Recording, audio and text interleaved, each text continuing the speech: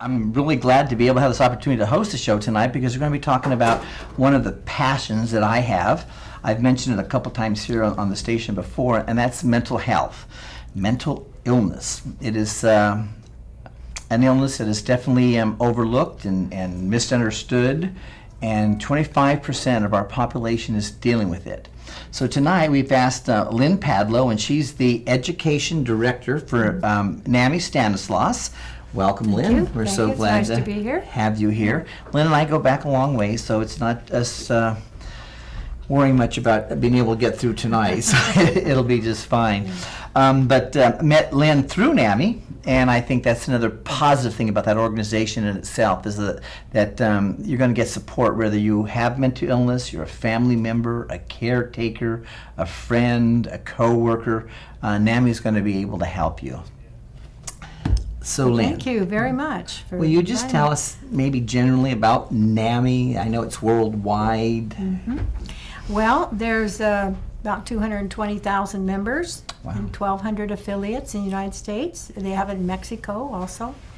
It stands for National Alliance on Mental Illness.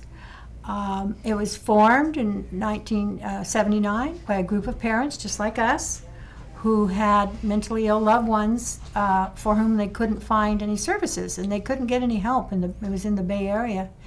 So they formed this group and went to Washington and advocated. They went to Sacramento and advocated. And it's really grown in these last 33 years to an advocacy group, an education group, and that's where I come in because I'm a retired teacher and I had a loved one who was mentally ill, so my passion is to educate people and give them some tools to deal with a family member and to help themselves also. Like Lynn, and I heard stories. So when they formed their group, I believe it was a group of women. Was it? I know there it were was some husbands just in it too. Mm-hmm. But weren't they like really strict against the mothers in the beginning and wouldn't even let them see their children? Do you have any? Well, it was mainly that they felt that mental illness in those days was caused by the mothers. So the schizophrenic mothers, they called them. Okay. So because it is genetic. It is a brain disease, and it is passed on genetically. Yeah. So they felt that the mothers were the ones to blame, and that's one of our education focuses now is to not blame the parents. It's not bad parenting. It's an illness, just like diabetes and multiple sclerosis and any other illness. Yeah, and if I shared before, my wife has mental illness. She has pretty severe bipolar, and I can't even imagine dealing with it, trying to understand it, trying to help, and be blamed for it at the same time. I think most of that is gone. Do you see some of that still as all the people you deal with, or is it pretty much gone? Well, I don't think it's gone. But wow. I do believe that society still blames the family, but we're making we're coming out against that. But the thing is that education is the key. As you know, our family class at Geary is also a trainer and a teacher, teaches the facts about the mental illness. All of them are brain diseases. It teaches you how to deal with your loved one, how to help yourself, because that's part of the problem is that we get bogged down with being caretakers, and also to support one another. Yes. So, yeah. You said you're a retired school teacher. Where did you teach? I taught in Ceres for 6 years. Right here? Yes, May Hensley Junior High. And I taught in Mountain View Chatham for 29 years. All right. Yeah. All right. Yeah. And you're still teaching? I am. I'm enjoying it. Yeah. I'm like you. I've made lifelong friends. Sure. Being with NAMI. Yeah, I think I've been with NAMI about 10. How about yourself? Close to 19 years now. Wow. Yeah. Yeah. Wow. Could you share your story as to why you have this passion for NAMI? You mentioned you had a family member with illness. Mm-hmm. Yes, I had a daughter who was very healthy, very happy when she was a child. We were an intact family. Here, I'll hold the picture for you. And she was athletic and in sports and music. And then when she became ill, she was 14. depressed. She doesn't look depressed in that picture, I know, but she was hiding in the bathrooms at school, which I didn't know. And eventually at 14, she ran away. So between the ages of 14 and 26, we just didn't know what to do, and we just thought it was teenage angst and, peer pressure and everything. So eventually her psychotic breaks got worse, and she had about 6 hospitalizations, was diagnosed bipolar, and then it spread throughout the years to schizoaffective because of delusions and hallucinations. So I dedicate myself to helping families kind of navigate the system and the mental health system, and also to help young people see that they can get help. Treatment is okay to get even if you're young. I have school programs that I go into with a team. I don't go by myself, and show that by the age of 14, which Joanna was 14, a lot of children become depressed and eventually quit school because they have a mental illness. And a lot of the signs and symptoms are the same that just a omni little teenager would be having in some Right, types. exactly. So you don't know the difference. Right. The main difference is it keeps them from keeping their friends and having social contacts, and it also their grades may be going down. They quit activities that they used to be active in, like she was in volleyball, basketball, music. So a lot of teachers now are being educated to watch for the signs earlier. Great. And I think it's going to be a good program. Yeah. Yeah. And you mentioned she was a singer. I personally knew Joanna, and she was. Coming up this October, the first full week of October, so anybody out there, write this week down. It's a very important week. It's National Mental Health Awareness Week, and on Tuesday the 8th is National Day of Prayer for Mental Health. And so we will be having that, and I'll share this in a couple more weeks as we get closer to that. But Joanna sang at one of our national days of mental health. She played her music and sang her songs, and it was just awesome. So, well, and part of being healthy is having people encourage you. And Gary and his family and his church were very encouraging for Joanna, and she sang several years, I think 3 or 4 years at your services. And she also did graduate from college, and even though she had these ups and downs, she had a loving husband. So part of the illness, though, is feeling that you're not like everybody else. You don't really have a career. Yeah. And she didn't have children because she didn't want to have them, but also she began to self-medicate, and that's very common with mentally ill. They feel like they're worthless and they don't have any accomplishments, and so a lot of them self-medicate, which is an addiction also. So now that's why I donate my time. One of the things about mental illness in a family, and let me just sneak this in, is you're not prepared.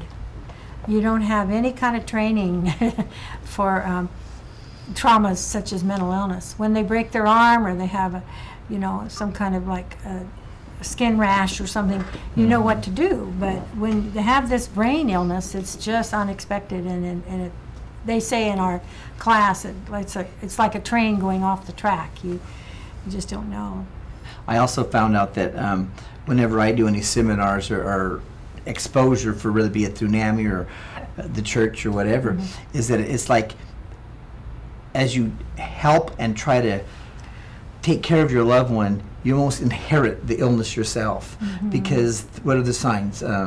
Confusion, depression, just a change of life. And when you have a loved one you're taking care of, you become confused, depressed, and it changes your life as far as going to work or whatever you're doing. So you actually have to be very, very careful, I think, to not get into the illness without getting education, without getting knowledge, without getting support. You're going to have a really hard time. That's right, and that he mentioned the word support, and we have several support groups going. We have Modesto and Turlock and Oakdale, We're hoping to get some in Patterson and Houston and Waterford also. Now you have 2 support groups, right? For those with mental illness and for family members? Correct. Okay. Since you bring up the one for the individuals with illness, we have 2 new programs for them. Well, one new one called Connections, which is just like it sounds. You have people who have an illness who are in recovery or doing well, mentoring people who are just entering into it. Wow. Or have Excellent. had relapses. And they meet in Modesto twice a week for an hour and a half. Turlock had one. Now we're going to get another one going there. Oakdale has one. So it's very popular and very well needed. And I think it'd be very important too, because so many people with mental illness just know they're the only ones in the whole world that are suffering like this, and that everyone's looking at them and everyone's putting them down, and they just can't relate to anybody else. So to have somebody that totally understands it and who is living it, I think would be just an absolute blessing beyond. Yes, so that's it is. great. It's just, well, that's one of the things we learn in our classes is that first of all, you have to have a safe place to live. You have to have people who care about you to get to recover, and that's what those support groups do. And I know many times that you help my family by calling my daughter and other people too. One of the things too that the peers have is called peer-to-peer, which our director Joyce Bliss started here in our county, and it's also an education program, a 10-week program where the people who have the illness learn their triggers, learn about changing their mind, maybe focusing the thoughts, and they really bond by the end of the 10 weeks. And they're taught, the class is That's right. taught by someone who has mental illness and has taken the teaching class, correct? right. So again, it's someone who really understands it. That's I mean, right. for you and I to teach the mental health class, we lived it, but we don't deal with it in our mind every day such as they do. So to have a class that's taught by people who just live it, I think is another great thing that people can understand, that that person that teaches the class knows how I feel. They've been through and they've done it. So, and that's a 10-week class? 10-week class, 3 times a year. We ask that the people do have a mental illness that take the class. If they're experiencing anxiety to the point where it interferes with their daily life, then that would be something for them to look at. It is one thing. I'll tell you is everything is free. All of our classes and our support groups are free. Do you have a peer-to-peer class going on now, or is one It'll coming be up? mid-September. Oh, that's just around that's now. Yes. Well, while she's talking, I'm going to hold up this number. Please, anyone who needs any help with mental illness at any level, if you are just beginning to have signs and you're confused, call. Talk to someone, and NAMI will surely put you in a direction that you need to be. We may not have a group or a class that can necessarily help you, but we can get you help. If you're a loved one and you're worried about your children, your husband, your wife, your brother, your sister, call NAMI. And they are on 9th Street in Modesto at the Jan Lynn Center. And Lynn, what are the NAMIs? Now, this show goes on from Sacramento down to about Merced. So there are other NAMI affiliates, Oh, are yes. there? Yeah. We have, of course, Sacramento, San Joaquin, Stanislaus, and Merced, and Tuolumne. And they're very active NAMIs. Yeah. So you could go, I would assume, look in the phone book under NAMI. I'm a California boy, and that's an Eastern pronunciation. So, and then Sacramento, of course, there's a state NAMI out of Sacramento. But if you can call 558-4555 and just tell them what you're looking for. If we cannot help you at NAMI, they surely can direct you in a way that you can. That's right. That's right. And I think a big one is the peer-to-peer class, because those who are suffering it, we only understand them so much. That's so right. as they do that class, I think they really helps them a lot. So. Okay, so that's the peer-to-peer class. That's for those with mental illness. The other class that is family to family, which I think is a God-sent thing, That's right. because we have the evaluations after the class. And what are some of the words that you hear that people have written down about the class? Oh, goodness. We just finished one last week, and they have more compassion for their loved one. Mm-hmm. They have more understanding. They thank us for all the facts and the education, but they also say, thank you, I have tools now Yes. with which to help my loved one. Life-changing. I mean, that word comes up over and Yeah, over. yeah. And you know, really, that's how I got into NAMI too, by taking the class 11, 12 years ago. Yeah, yeah. And it was life-changing. It was wow. Yeah, yeah. And also, they become leaders. We have several that are going to take support group now training, and Okay. several who want to be teachers. And I might add, we have in Spanish also, and we'll be starting a great. Spanish family class. We have a newly trained teacher, and then we're training another one. And we also have In Our Own Voice, which I want to talk a little bit about that program. Okay, but Nanette, how long is the family-to-family class? 12 weeks. 12 weeks. So it's one day a week for 2.5 hours? 2.5 hours. And need to go all the classes because each class is different. You're dealing with something. Builds on each class. Yeah, and so by the end of the 12 weeks, you have a whole new That's right. outlook on your life as well. And just to share with you, last week I got a call from a young man, and his mother asked him to call. He was at his end, and he promised her that's what he would do. And she had taken my class 4 or 5 years ago, but just got him to call. So I thought, wow, it's an ongoing class. yes, It's it not is. something you take and then you move on. That's It's right. a life-changing class. So. Yes, it is. And a lot of them retake it. Yeah, well, you know, you know, it's a lot of information. Yeah, and a lot of things happen in life, and and they retake it. Okay, so what's another? You have what else class you want to talk about? You have so many. Well, okay, we have new things, and let me explain a little bit why we have these. During the Mental Health Services Act committee meetings, I got involved in going to committee meetings with the county because of that Proposition 63 money that was going to give money for mental health. It's been about 4 years now. It's been actually 6 years. Oh, mercy me. 2006, I know. From that, we've got In Our Own Voice, which is a speaker program from people who have an illness, who are in recovery, tell their story. They go out with a friend, and they also have a DVD they show. It's an hour program. We've done hundreds of them, have spoken to thousands of people in our county, and we thank our county for that support. A lot of them now have become peer-to-peer teachers, have become support group leaders. And another program that we got through that was provider training. And Gary, you're on that team. Yeah, they're and- all great classes. Yeah, they You know, are. This yeah. is a 5-week class that we talk about the lived experience with our families. And then if they have an illness, we have 2 of those on our team. And it talks about the need for collaboration with the providers, the caseworkers, the nurses, the secretaries. And we've even had a doctor and mental health So that's who staff takes those classes, are That's people right. who are involved in the mental health field, providing it, yeah. providing it. And so Provider. we, as a team of 5, it's a scripted program, and we just, and then we tell our stories in between.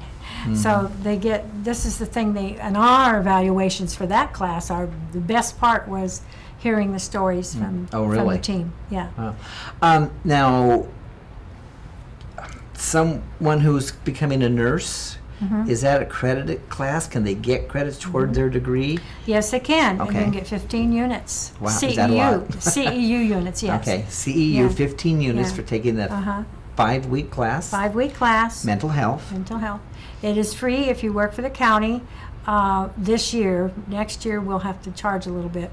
But if you don't work for the county, then it's $25. But that's very cheap for 15 units. Okay. Because if you look at the college units, You know, if I might add again to see, that's the quality of these classes, because the people who work for NAMI, and I don't know if work's the right word, who volunteers for NAMI, I should say, there are no professionals out there, No. other than if we're a professional in our own way of life, but it's because we're dealing with it, we're living with it. Is that right? That's right. So all the classes are taught by people who took the class and who have a passion and say, wow, I learned so much, I want to help someone else. And that's all of NAMI. That's the whole construction of it. And that's why I personally think it's so big, because no one's getting anything out of this other than, man, someone helped me and I'm going to help someone else. And so that concept is just almost gone in this world today. So It's a ripple effect. and it is, and to see how large it is and how many people, and you know, here you for 19 years later, you're still there. Right. You know. We have maybe about 40 volunteers who are teachers and speakers in our affiliate. That's because of the passion and our county, you know, helping us with some programs. Can I talk a little bit about the school programs? We would like to cover all the programs. We Yeah. have plenty of time, I think, too, because I know there's a couple other new ones in there. You've got the partner, the Friends Recovery, and Yeah, the ones that I'm really passionate about now are called Ending the Silence, which is a speaker program for high school classes. Actually, any class. It's supposed to be health and science, but we've spoken to social studies and English classes. Two people who are recovering, one person who's recovering, who was ill during school, diagnosed during school, and then a parent who presents a factual description of all the illnesses and the signs early, so that we can get kids referred. You know, teachers do not diagnose, we don't diagnose. But we refer them earlier. There's a study by UCSF about if you wait 3 years between the onset of the illness to where you get treatment, it's going to get worse. So there's a 3-year window in there where it's critical to get them referred. and the age group is that late teens, early 20s is when the primary time for mental illnesses strike. Yes, it's actually I guess 18 to 25 for most of them. It can start early, like in my daughter, it was early at 14. And they say in the statistics in this program that if half of kids who quit school were sick at age 14. Wow. So that's some, the National Institute of Mental Health does that study. So I'm really excited about that. I have partnered with the Stanislaus County Office of Education, and now I'm going to partner with Modesto City Schools, and involved in the another program called Cal Mesa, which is a branch of the MHSA funds. Okay. So And that particular class is for high school? high school, we do go junior high. Okay, but Yeah. no younger than. Yeah, but no younger than. Okay. And the name of that program is? Ending the Silence. Ending the Silence. So if you're a teacher or a parent and you want to see your school helped, you know, again, we're talking 25%. That's right. So what's the high school have anymore nowadays? Right. Well, it's 800 1,500, no, students, 1,500 Oh, usually. okay. My class was 100 and something. That's another story. Yeah, So- out there in the boonies. Yeah, right? exactly. In Yeah. fact, we're doing our 47th class reunion this year, but we're doing like 10 years worth to get enough people to show up.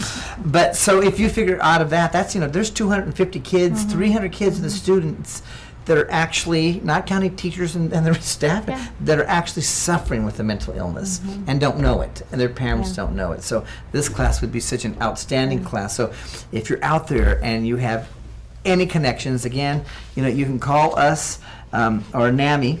I'm part of us, I guess. There, That's right. At our Stanislaus NAMI, but.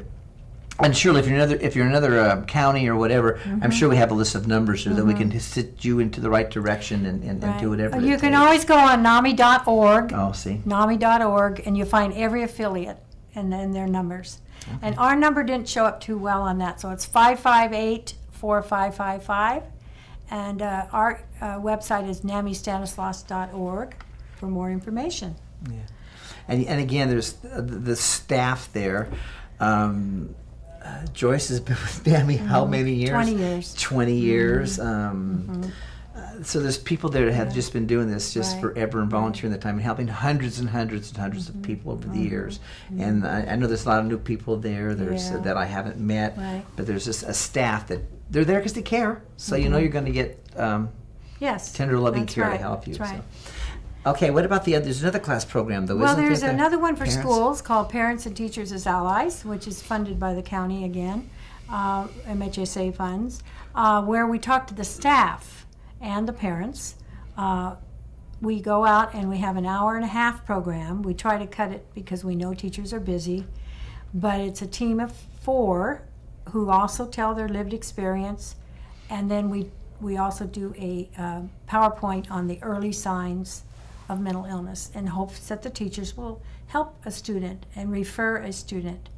One of these things is stigma, and that's why a lot of them do not get help. Tragically, during the killings of the Sandy Hook school, I collected all the newspaper articles in trying to educate myself about the family point of view on all of that. And the overlying theme was stigma. The families just didn't get help for these loved ones who were deranged and by the time the illness had taken it. So I know that myself, it was hard. I was a teacher in a respected job, and it was hard to say that I had a mentally ill daughter. And I found out later 3 or 4 of my fellow teachers also had, you know, and so we talked and shared each other's experiences and supported each other. So those 2 programs, Ending the Silence and Parents and Teachers as Allies, are the school programs. Okay, if we can focus on the parent and teachers allies. So you mentioned an hour-and-a-half of time. So if there's a teacher out there or a principal or anybody, that, how would that work? Is that, in other words, they got to take the teachers after school or before school? Would that be correct? So there could be a somewhat of a that is niche kind of the problem. Okay. Is that teachers are overworked. Sure. And but we have some very supportive superintendents and principals. Empire's one of the best. I've got a lot of support out there. Patterson schools, and they give us an hour and 15 minutes because it is interactive. They can ask questions. They can. We give them resources. Okay. We don't diagnose, and 2 of us on the team are teachers, so we do give some tips. And one of our outstanding speakers is a resource teacher, so she, of course, has dealt with special ed children or with kids with special needs, and so she gives a lot of. But our parent and our student on the team are also valuable. Okay, so now you talk about a team. So who's on the team? A parent meaning what?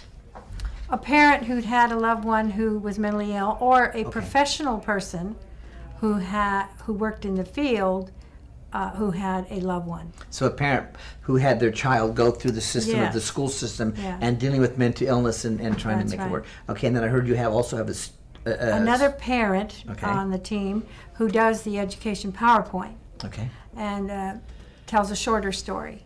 Then the third one is a parent who just tells their whole story.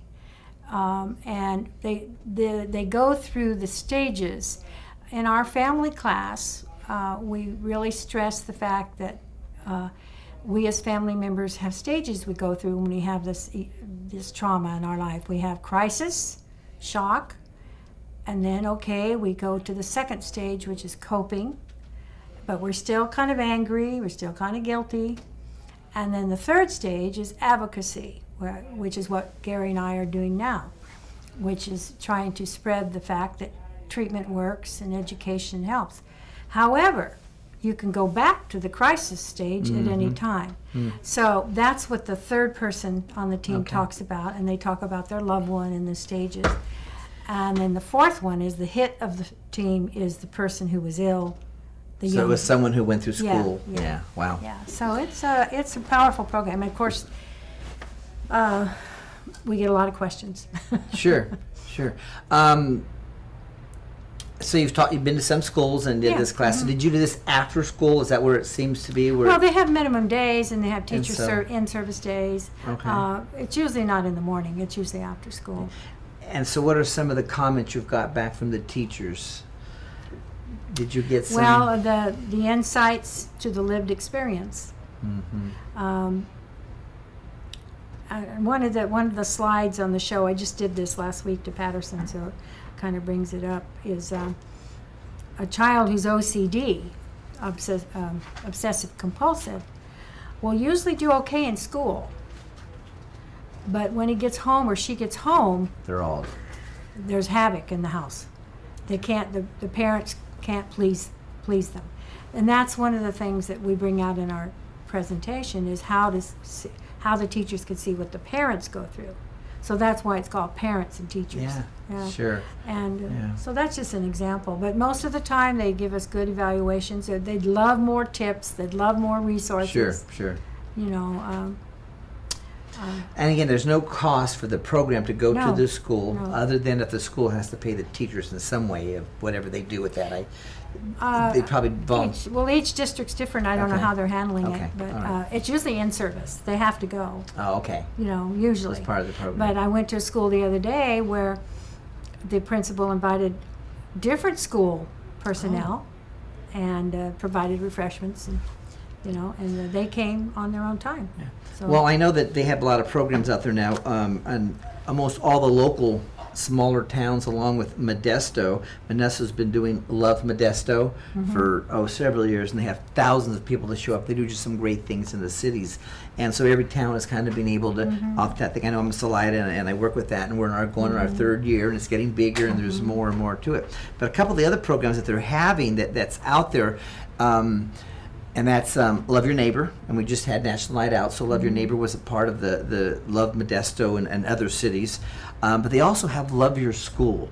And with that, I personally think this could be such a great program that we can get in and really love our school by helping them do this. So I'm not sure what time of the year we get into that or how they're doing that. I haven't got involved with that program yet. So another one that I'm just waiting. when did that come about? Like I say, there's Love Your City. Yeah. Love Modesto, Love Serious, Love whatever. Then there's Love Your Neighbor, and that was just in conjunction with National Night Out. And now they have, Love Your Parents and Love Your Schools. And these are just great programs. Can you imagine if we could just build off of these and start really getting right. healthy again as That's families right. and That's stuff like right. that? So I think that'd be another program that we can tie into is how we can help the schools, help the teachers, because without a doubt, a person that suffers with mental illness is going to be disruptive to the class. Yeah. Now, you were a teacher, too, Yeah, so yeah. a teacher, a parent, and now an advocate, so there's just no way I think you can get around that, I No. wouldn't think, because... And Judy and I, my other co-teacher, talk about when we were being trained as teachers, we weren't taught anything about mental illness. We were taught about, behavior modification if somebody is disobedient, that kind of thing, oppositional behavior and so forth, but nothing about mental illness. And some of the things that we ask the teachers to do, some hints like if they're taking meds, let them have water at their desk, let them have a pass to go to the bathroom, have them buddy up with somebody if they're having trouble with, and most teachers do this anyway, but these are just some ideas. Tape record the lesson so that they can, do it at home or in a quiet place. Because a lot of them, a real noisy, distractive class will make it worse. Yeah, just the noise, and my wife Cheryl, and that's the same thing. Come October, we'll be married 47 years, and she's been diagnosed. Thank you, but she keeps telling me it's not October yet. So, but you're right. We could go somewhere and everything's fine, but let something just pop or bang in a restaurant. Someone drop it, and it, all of a sudden, her brain is just not able to deal with that. And so I can only imagine what it'd be for a student in a classroom that's going to have to go through that. So that's right. Good. And so that's some of the things that we're doing. One of the things with ending the silence I didn't bring up was we give the students a card. We used to mail it, but it costs a lot of money to do that. And we tell them that show it to your parents that we were visiting your classroom, and it says 1 in 4 U.S. adults are living with a diagnosable, treatable mental health condition. Did you know that half of all lifetime cases of mental illness had signs and symptoms by age 14? Wow. Mental illness is not the result of individual weakness or poor upbringing. If you or a friend or a family member is experiencing mental health challenges, trust your instincts and get help. You are not alone.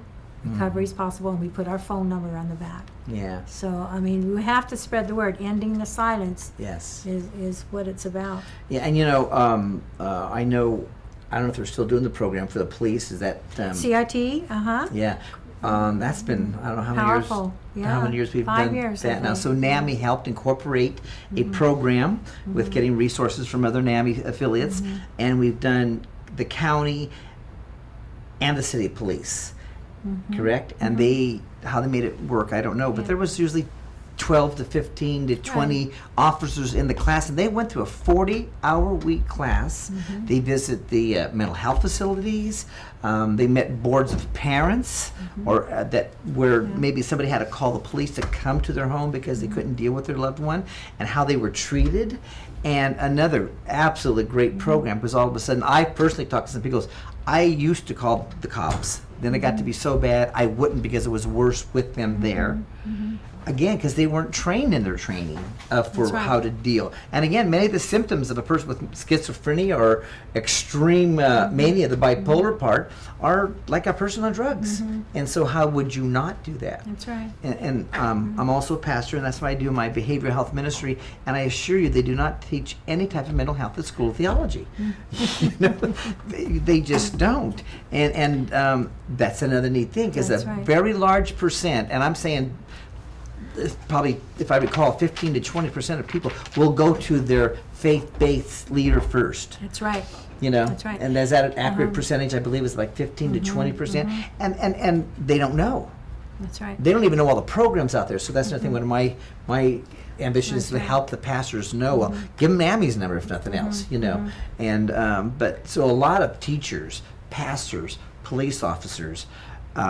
Right. Don't know mental health because it's such a hush-hush Right. illness. Right. Yeah, well, we're working on it. We're working on it in a lot of avenues. We do have a church in our own voice scheduled to go to a church in Riverbank and in Oakdale. I hope to host a provider training in a church so that the ministers could take it and the support people in the church, the youth leaders, Yes. you know, and Boy Scouts and Girl Scout leaders, and anyone who deals with youth, knowing that this age 14 is so critical. I think it's really good. And then there's that early prevention. That's right. I mean, you know, it's not like any illness. You let any illness get out of control, or diabetes. If you don't take care of it, That's right. at some point you're going to be taking insulin. Yeah. And in many cases, you wouldn't have to if you got it at an early stage. And same thing. Yeah, I'm not a psychiatrist, so I don't know when you need drugs and when they don't, and I would never even do it. But at the same time, if you need it and it works, and if you're not getting that to make you in an even keel, then Yeah. it can make a big difference in how you do it. Absolutely. One program I didn't mention that's new, and that came from some funds. My daughter unfortunately passed away. She passed away from a health problem, not her, well, it was exacerbated by her mental health. But so we had some memorial funds, and then a friend of mine also had her daughter die. And so we formed a group called Friends in Recovery. And it's actually called Beth and Joanna Friends in Recovery, which is a mentoring program for the peers. Like Gary mentioned, the peer-to-peer class. Well, aside from that, we have a mentoring program. And we get the phone numbers of people who want some help, and then we train mentors for them to help them socialize, help them get out of the house, you know, connect them with services, try to keep them out of the hospital. And on that note, we are hoping to get a NAMI on campus, on the JC campus. And we have several people now trained to do that. And at the NAMI convention you asked me about, Yes. that was a big topic about getting people on board earlier, because at 18 to 25 is kind of the window of when it happens. So we are hoping to get one on JC soon. We also have hopes, and this has been Joyce's hope for years, is getting our own office in a drop-in center. And so, you know, so we can have a bigger outreach where we can have a bigger room for gathering people and so forth. But we're really happy we do have what we have thanks to the county. I mean, we wouldn't have it. Yeah. Now, your facility over there, is next to Telecare. Yes. Now, is Telecare, that is a county? That's a contracted agency. It's a separate agency, but it's contracted with our county. And they handle the most severe, like it used to be just the homeless, Right. but now it's the most severe people. And no insurance type thing? Right, and they so- help them get insurance. Right. Then we are next to Modesto Recovery Services, which is actually a clinic for those who are pretty critical. And then we have Wellness Center, which is a drop-in coffee house, and there's classes. They're not NAMI, it's the Right, county. Art and dual diagnosis and women's group and men's groups. That is What's the one over on Scenic? that's also run by Turning Point, Turning Point. which is another contracted agency, and they have a wonderful program too. They also have education groups and support groups, and they're open from 7 to 3. Ours at our complex is 9 to 2. So there's a place where people in Modesto can go for free to socialize, have restrooms, have a drinking fountain, have hot coffee. Yeah, yeah, and I think the other thing is too, there's help for those, and I think this is where part of our passion is, because as a family member, you need you need a lot of support also. That's right. You know, and there are programs out there, and again, I think it's education, it's knowledge, it's sitting down with a person that could listen to you and understand you. Empathize with you, because we've all lived it. So there are so many programs, there is so much help, and you'll be going, wow, I didn't know that was there, and I didn't know that was there. And again, if you just can call NAMI and take that start, take that step. We've seen in many cases, the families really get torn apart because of this, because no one understands it. Mom's over here and dad's over here, and they're on different levels, and it can tear a home. And it's not a necessary thing to happen, Right. because it needs to be understood. It's just and I don't mean just by no means, but it's another illness. It's another illness, and I don't care if you have cancer. A family could be torn up by that just as well. That's right. That's You know? right. One of the things we're going to be doing, and Judy, our president, has initiated speaker programs every third Wednesday over at our complex on 9th Street. And this next month, well, this month, September, we're hosting a veteran. And that is one of the areas at which we're weak Yes, in helping the veterans. with the And- post-traumatic stress right. disorder for veterans. So Vern Massey, who is a counselor at the Veterans Clinic, will be speaking at 6:30, the third Wednesday. I don't have the date, but You see, and that's another big one. That's just another whole program, and is the post. And you know, I've talked to several. I don't know what that means, but it's more than two, I guess. Huh? And there's a problem in the systems when we have a vet coming back to this country with a post-traumatic stress disorder, and also the county goes, well, no, that's not us, that's the Veterans Department. And the vets are saying, well, no, that's a mental illness, and so it's not. And so here's a person who fought for our country and tries to get help and can't. And NAMI has stepped forward and has, from my understanding, a really good program. But again, it's getting, we need to be trained. We need to get people that right. can That's do right. it too. I don't know what affiliate has a successful one going well, right now. Bakersfield has Bakersfield, a wonderful does one. Yeah, they initiated one. Is that Russ. the one that I heard they had at their first meeting, and it just was there was just so many people that couldn't even handle it? It might be. I mean, don't I had know. heard it, or read somewhere that they Yeah. did it. They got a program. They okay, what are we going to do? Well, let's get flyers out and let's try to get people to understand to do it. And so I think they prepared for 50, 60 people, and it was just hundreds of people. Maybe that that's came. true, because it was initiated by two family members, and the lady, Patrice, her dad was in the service and had illness, so she was compassionate. And then the man, Russ, he had a daughter, but I don't know if she was. But anyway, they had a terrific program down in Bakersfield. Now San Francisco, though, has a family class at the Veterans Center. Oh, wow, So they're okay. doing something there. The San Francisco NAMI. All right. So at the convention, as I say, that was one of the focuses too. And If you could talk, I mean, I just think maybe somebody out there saying a convention. What could you do at a convention with mental health? What are some of the things? Because now I know NAMI has what they do in California. They have a convention, then every other year they either host it down in Southern California, and then every other year up in the San Francisco Bay Area. So that way people don't have to travel. So what kind of things, what programs are offered at the convention? What's it?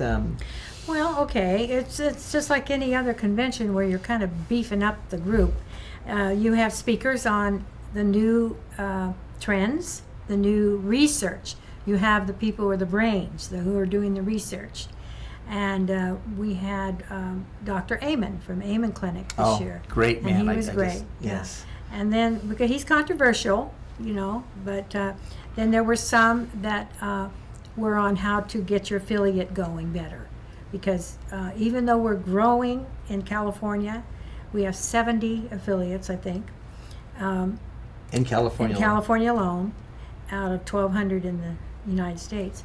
So, and then also a lot of things on upgrading technology, because after all, everything's in technology now. And then they had a lot of personal things. They had people telling their stories of recovery, and the hope. We had one, the Faith Net was still there. Okay, Our friend Gunnar Christensen great. Was there. And they show a movie that is produced by someone in the mental health field who's in recovery. And then they have Ask the Doctor sessions. Oh, wow. So you can go to one on bipolar, one on schizophrenia, one on OCD.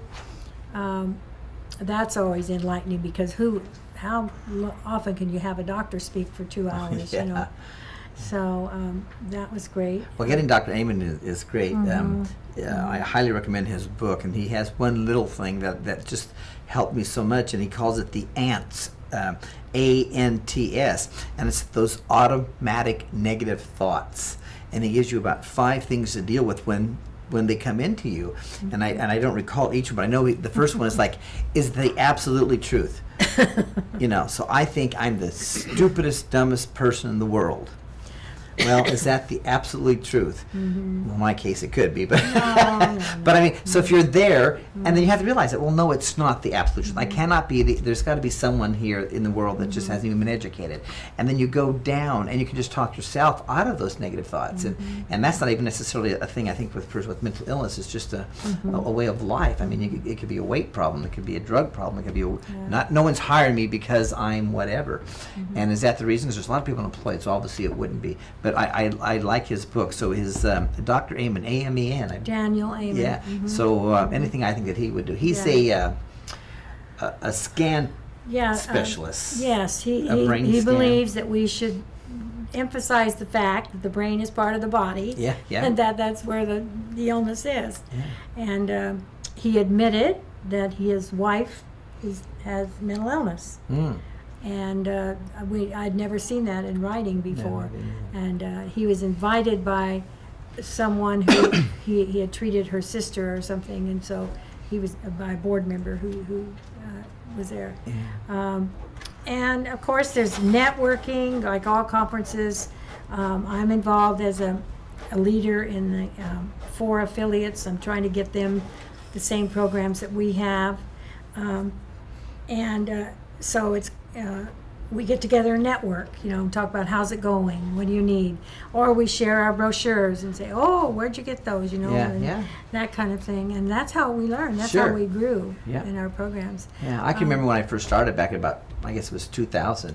There was like 3 or 4 people. I mean, I think you were living up in the Tuolumne County. Tuolumne County, because I heard a lot about you. But there was only 3 or 4 people that were that was at the meetings and part of that. I mean, the last one I went to was like, whoa. I mean, so it's brochures. It was like maybe we'd cut some paper and do whatever we could to do it. So the conventions are, and plus, the other thing is too, I think with mental illness, that it's so new in dealing with it. Surely mental illness is not new in its case. I was ADD, HD, OCD student, because if she would have been my teacher, I would have been in the principal's office all the time. So, and without a doubt, you know, and it changes. I mean, I belong to a couple sites that I go to NAMI stuff, and they go, wow. And I go, wow, we've learned so much in the few years that I've been involved with it. The medications, side effects of medications, and it just kind of doesn't end as to where it is. So the conventions are really good. The conventions, and another thing I want to bring up, we have a NAMI walk. Oh, you know, good. And that was something it's up in Sacramento, right? Yes, and this is how we've raised, this year we've raised $8,000. Oh my gosh. And if you join my team, you get a shirt.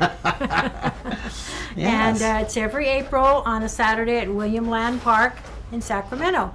And how many teams did I think Stanislav? we started with maybe 4, you know, the Right, first year. yeah.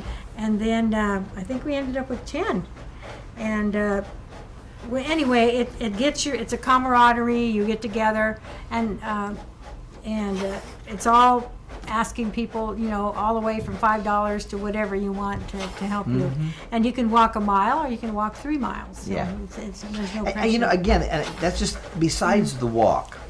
It's out in the park, and it's a beautiful park. I don't remember what park. William Land Park. And and I remember we went there, but here were, you know, 300-400 people the first year, and they're all there for the same cause, for mental illness. So it wasn't a matter of the stigma wasn't there. Because there's someone alongside you could have had mental illness, which you wouldn't necessarily know, or it could have been a parent, or a husband, a wife, a teacher, a loved one, a neighbor, and it's like, wow, you could say mental illness. It was it's a really absolutely great thing. So I'm glad you mentioned that. And I'd like to final up. It's just some. And I don't know if you have any information, but in the paper a couple of weeks ago, I saw the county board was voting on either expanding some of the facilities or something. Do you? And they were. What's her name? Our Madeline director? Schaffler, our director. Yes, we have approved a PUF, which is a psychiatric health facility, which will be housed 16 beds to help serve more mentally ill, in addition to Doctors Behavioral Center. It'll be they're remodeling the old Redwood Center over on Memorial Drive in Ceres. Yes. Okay. Okay. I'm not sure when that will be Because coming. they did close that a few years ago, right? Well, we have one of our buildings behind that called Prevention and Early Intervention, which serves a lot of our programs. So this is wonderful. We have a very active mental health board and our mental health department. We were the first, and I'll have to say that, to get our plan passed back in 2006. I remember because that. of our leaders. Yes. You know, there's still a lot of work to be done. Yes. And we, especially now with this Affordable Care Act, we're trying to get educated on that and how to help our clients with that. A lot of it is going for mental health. Don't ask me all the statistics. Yeah, well, and I just remember seeing that, and I didn't see what the board was voting on. But now, we still do not have in this county a youth facility for. No, and that yeah, is see, the problem. if you have a teenager, and it depends how bad they get, or if there's a suicide attempt, they have to be hospitalized. You're going to go probably to Sacramento, maybe Sonora, Concord, Fremont. Yes. So. Well, we need to work on that because that's a serious thing, and to have a child that had a suicide attempt, and then all of a sudden now you have to take off work, and I mean, there's a whole lot of issues. That's right. Again, as a caretaker, as a loved one, you're going to go through a whole bunch too. So we need to get some support on that and get on our little campaign or shake the county up for getting more of that help. Yeah, that is absolutely true. There's a lot of work to be done, and.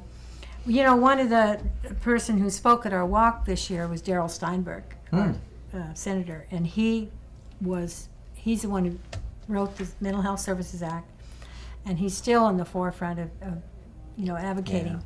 So we want to thank him for that. But there's still a lot more to be done. Sure. And been doing so much. Well, you know, Lynn, thank you so much for coming in. And You know, Appreciate- I appreciate you so much. This is a personal friend over the 10 years. I think we probably have cried on each other's Yeah. shoulders a time or Yeah. two, and that's part of it. That's You right. know, but to get out there and help someone is just an awesome, awesome thing to do. Again, National Alliance for Mental Illness. Call for any reason. Maybe if you want to help support it. A question: 558-4555, and. One in four have a mental illness. So at work tomorrow, count your employees, and you know someone's dealing with it. So if you are dealing with it, someone else is too, and it's not something that needs to be a deep secret, because they're understanding, and they could probably need you as much as you need them. So just mention it, that you know I'm suffering from depression. That's why today I'm not performing so well.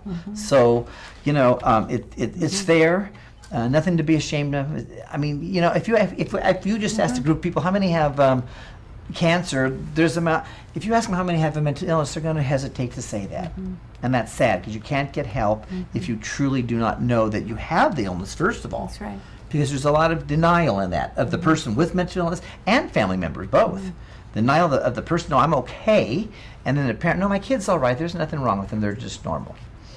All right, well, you know what? Thank you for joining us this evening, and I'm Geary Oreglia, and I was guest hosting for Athens Abell.